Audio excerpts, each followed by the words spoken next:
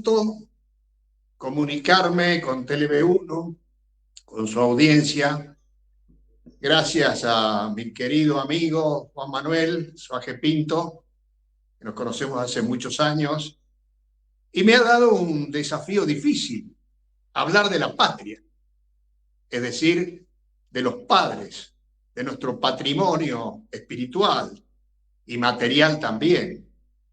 Y me ha tocado un día muy especial.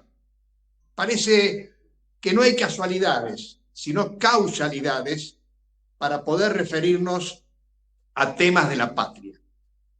Quizás por aquello de que los modernos no miramos al cielo y consecuentemente no vemos los signos de los tiempos.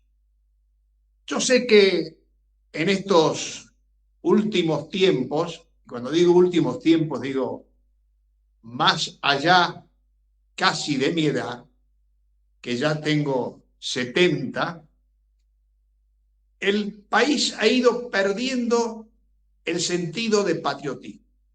Ha ido perdiendo. Yo no sé si son la tecnología, la globalización financiera, lo que quieran llamarle, las redes sociales que el lenguaje se ha perdido, la conversación entre generaciones también se ha perdido. Pero también en nuestro país hemos tenido situaciones graves donde las generaciones no se comunican. Y esto es una oportunidad para mí. Y voy a hablarle a los abuelos. Generalmente siempre me dicen, ¿por qué no le hablas a los jóvenes? No, porque los jóvenes es difícil a la edad, yo lo sé porque en mi época también me pasó lo mismo. Éramos rebeldes y consecuentemente escuchar a un viejo nos harta. Pero sí a los abuelos, porque los abuelos hablan a los nietos y los nietos son los jóvenes de mañana y no se olvida una conversación con un abuelo. Es difícil, por eso los abuelos debemos insistir en la comunicación con nuestros nietos. Pero yendo al tema de hoy, que digo que no es una casualidad, sino una causalidad, es porque hoy se recuerda en Salta un pacto preexistente para la independencia nacional. Yo digo pacto preexistente porque cuando se habla de la constitución histórica y de las constituciones se habla de pactos preexistentes, pero no se habla de un pacto preexistente para la independencia nacional. Las constituciones están más relacionadas con el tema de la libertad. ¿Y por qué digo pacto preexistente para la independencia nacional? Porque un 22 de marzo de 1816, el Ejército del Norte, al mando de José Rondó, que era el director provisorio de las provincias del Río de la Plata, firman un tratado de paz y amistad perpetua entre el Ejército del Norte y el gobernador autónomo de Salta, digo autónomo porque no había sido elegido desde Buenos Aires, sino por su propio pueblo, después del triunfo de Puesto Grande del Marqués, en 1815, ese pacto vino después de grandes zozobras, porque se habían producido un conflicto muy serio entre el Ejército del Norte, que le exigía a Güemes, que se había retirado hacia Salta después del triunfo de Puesto Grande del Marqués, que fue protagonista y que fue, digamos, minimizado por Martín Rodríguez, que después va a ser director en el Río de la Plata, y había minimizado a los gauchos. Y Güemes le dijo, mis gauchos no se metan. Y casi se fueron a sable. Pero intervino el general de la Cruz en ese momento, y Güemes se retiró con sus tropas gauchas, con sus milicias gauchas, hacia Salta. Pasó por Jujuy, y como ya sabía, porque era un gran intuitivo, pero sobre todo un excelente militar de carrera, que el Ejército del Norte estaba muy debilitado y mal direccionado y con poco conocimiento de la geografía, del paisaje y de la gente, que iba a ser derrotado. Entonces pasa por Jujuy, retira 900 fusiles la mitad desarmados, y los prepara para una defensa de su provincia, que en ese momento no era solamente la provincia de Salta, abarcaba Jujuy, Orán y Tarija. Había sido separada la intendencia de Salta del Tucumán por indicación de Buenos Aires para evitar el poder que tenía la región noroeste, que estaba histológicamente unida en la intendencia de Salta del Tucumán, y en el 14 se divide provincia de Salta y provincia de Tucumán. Para ir encauzando esta conversación sobre este día tan especial, Güemes recibió afrentas de todo tipo por parte de Rondó, hasta declararlo traidor a la patria. A él, que había sido el primero que había estado en la quebrada de Humahuaca y en Suipacha triunfando. A él, que había preparado la defensa en Tarija. A él, que había salido a proteger a Pueyrredón cuando en una hazaña Pueyrredón se escapa con los caudales de Potosí para monetizar al ejército de la patria. A él, que había combatido en Puesto Grande del Marqués, traidor a la patria. La maledicencia, los intereses sociales sin miopes de lo que se debía hacer con nuestra patria, lo trataron de traidor. Güemes rodeó al ejército del norte y no lo dejó aprovisionarse, como iba a hacer con todos los ejércitos, las invasiones que llegaron sobre Salta, 5 invasiones, y lo deja inmovilizado. Rondó se da cuenta que no tiene salida. Entonces busca el armisticio, y Güemes se lo concede generosamente. Interviene Juan Bautista Busto, futuro caudillo de Córdoba, que después de Arequito quiso llevar adelante la constitución federal del país interior. Entonces, Güemes pacta con Rondó, y Rondó saca una proclama diciendo que todas las ofensas que se han hecho sobre Güemes son absolutamente infundadas, que ha sido mal llevado. En el Congreso de Tucumán estaba quien va a ser un futuro adversario de Güemes, Bernabé Arauz, gobernador de Tucumán.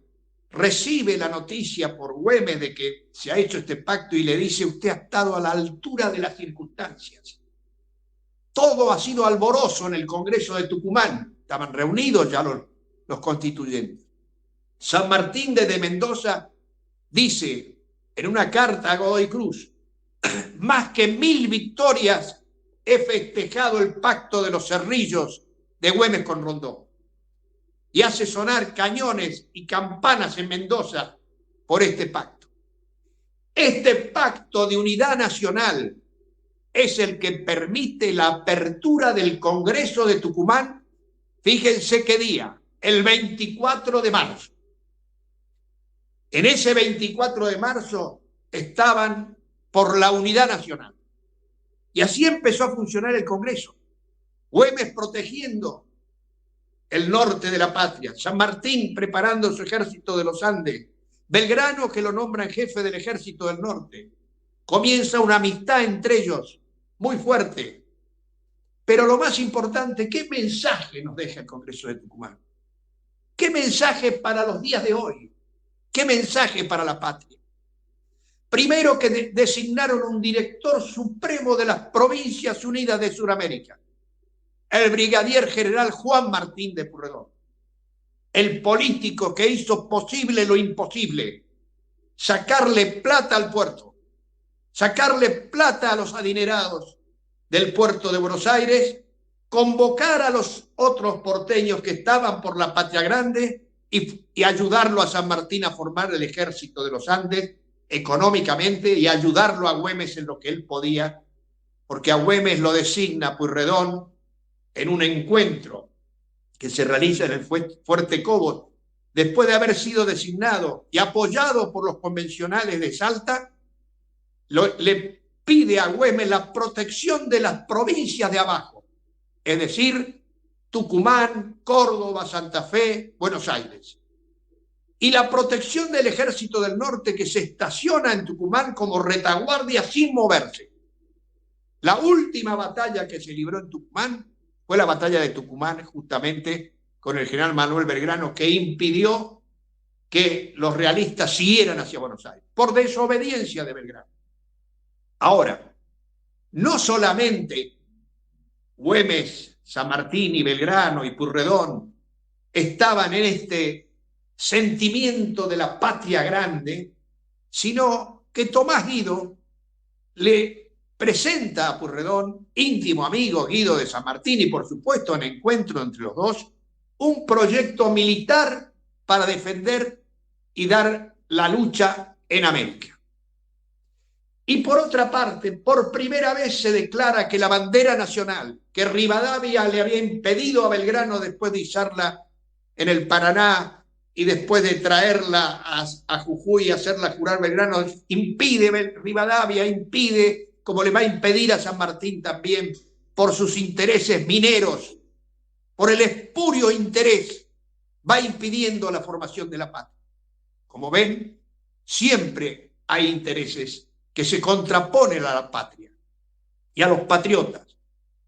Y en este sentido el Congreso de Tucumán hace que designa que esa bandera será la bandera de la patria. Ese es Belgrano, un utopista creativo, un hombre de unidad nacional, que busca símbolos para que nos unamos los argentinos hasta los días de hoy. Y en ese Congreso de Tucumán se declara la independencia de España y de toda dominación extranjera. Ese es el mandato de futuro que tenemos los argentinos de hoy, las generaciones argentinas que vienen desde el Congreso de Tucumán. Ser libres de toda dominación extranjera. Agrego, de derecha o izquierda, comunista o socialista o liberal, siempre que sean imperialistas que intentan socavar nuestra nacionalidad, socavar el alma de la patria. Y en ese Congreso de Tucumán también se dice y se proclama la posibilidad que la plantea Belgrano de tener una legitimidad a través de un originario, como dicen hoy, pero yo digo de un aborigen que comprendía también el mundo hispano, que comprendía también el mundo criollo, que también era un revolucionario. Propone la monarquía constitucional temperada en cabeza de un inca, Juan Bautista Tupac Amaru, hermano de José Gabriel Condorcanqui, uno de los precursores de la independencia sudamericana. Está enterrado en La Recoleta, en Buenos Aires. Escribió un diario de su prisión de 40 años en Ceuta. Por allá lo encontró Bouchard y vino a Buenos Aires y murió en Buenos Aires. Todo esto nos demuestra que nuestros próceres, nuestros libertadores, tenían una vocación de integración, un intento de conservar el virreinato del Río de la Plata y las provincias unidas de Hispanoamérica. No fueron los patriotas los que buscaron la desintegración. Fue el rey borbónico, fue el rey Fernando VII, absolutista, cuando volvió en el 14, obligó a los patriotas a declarar la independencia por su absolutismo. Los absolutismos también han sido malos consejeros de la posibilidad de unidad de los pueblos. Y en estos días, cuando veo que se habla de un pacto de Mayo, me pregunto, ¿sabrán quienes lanzan el pacto de Mayo que hubo dos Mayos? Uno en 1809 en el Alto Perú, en el primer grito de libertad y el primer grito de independencia en La Paz. ¿Sabrán que el 25 de mayo de 1810 antes tiene un condicionamiento impuesto por el Imperio Británico a los Borbones de abrir la libertad de comercio y destruir las economías del interior? Los patriotas del 25 quisieron un gobierno patrio. Y fue Saavedra, que había nacido en el Potosí, cerca de Potosí, el que más entendió esto. Y también Belgrano cuando fue internándose en el país. Pero hubo también jacobinos que no lo entendieron, que fusilaron a Liniers, el héroe de la Reconquista y Defensa, También ahí se metió la cuña del odio, de la ley de odio de los argentinos que hablaba Joaquín B. González en 1910. Por eso, para terminar, Salta geopolíticamente y geoculturalmente es la matriz de la patria grande. Los salteños no pueden ser orgullosos solamente de su provincianía, deben ser orgullosos de ser suramericanos y haber contribuido con sus milicias gauchas, con su dinero, con su apoyo al general Güemes, a que San Martín iniciara la campaña libertadora en el 17, libertar a Chile y libertar a Perú. Y si no hubiera muerto Güemes asesinado en Salta por todos aquellos que querían patria sin gastar y teniendo que gastar renunciaban a la patria, no se hubiera disgregado el Alto Perú, no se hubiera disgregado Tarija de Salta, se hubiera conservado el puerto de Cobija para las intendencias altoperuanas. La disgregación es obra exógena, es obra de los imperios, en ese caso el Imperio Británico, que todavía lo tenemos al frente en Malvinas. Y por eso en este día que estoy hablando de la patria con pasión, les digo, para los salteños del norte, nuestro norte debería ser el sur. Porque cuando en la época de Güemes Salta era el centro del Virreinato del Río de la Plata, hoy en nuestra Argentina el centro es Ushuaia. Ahí están las islas del Atlántico Sur, ahí está la Antártida, están las Malvinas, Ushuaia, ciudad y provincia, tierra del fuego, cantada y escrita por Ricardo Rojas, cuando fueron prisioneros los radicales que se opusieron a la entrega del país. Y entonces, esa tierra donde confluyen muchos provincianos, ese es nuestro norte. Nuestro norte es el sur. Es lo que tenemos que entender, con peligro de disgregación. Y lo digo pensando, y con esto voy cerrando, en un gran patriota, en dos grandes patriotas salteños. Uno fue el doctor Carlos Ibarguren Uriburu, quien en tiempos de Roca era subsecretario de Agricultura y supo que había una base científica que quería ser vendida por un señor Bruns, que había agradecido a las ayudas de los argentinos, quería venderle al país esa base.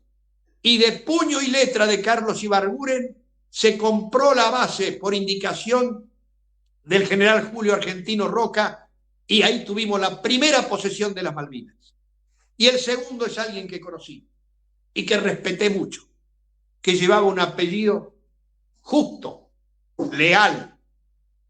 Así se llamaba el general Jorge Leal, quien llegó al Polo Sur caminando 1.700 kilómetros a temperaturas de 30, 40, 50 grados bajo cero, por medio de grietas, 9 patriotas con 2 orugas, con carros tirados por perros, llegaron al Polo Sur por primera vez en la historia de la humanidad. Ese héroe nacional, llevando al Señor y la Virgen del Milagro en la grúa, cruzó grietas, estas que hoy todo el mundo habla, pero nadie pasa, porque para pasarlas hay que tener patriotismo, hay que construir puentes, hay que saber el objetivo que se tiene. Y este general Leal, fundador de la base Esperanza, donde está enterrado, en el confín de la patria, fundó el refugio Güemes. Por eso yo digo que Güemes es esperanza y refugio de la patria. Es voluntad de patria, es un galope heroico de la patria.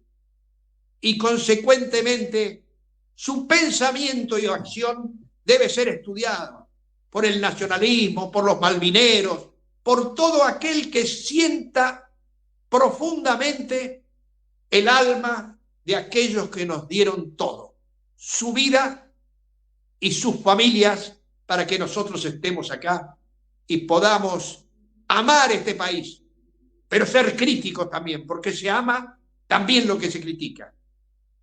Y sabemos bien que hay vivos que están muertos y hay muertos que están vivos.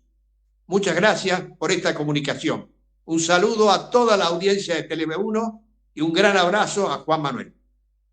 Decir siempre la verdad primero tiene un precio. Pero todos los días, en cada programa, en cada reportaje, en cada esclarecimiento, descubrimos que decir la verdad vale la pena. Decir siempre la verdad tiene un precio. Pero cada vez que recibimos tu apoyo, entendemos que seguir luchando vale la pena. Dependemos de tu ayuda. Tele1, toda la verdad primero.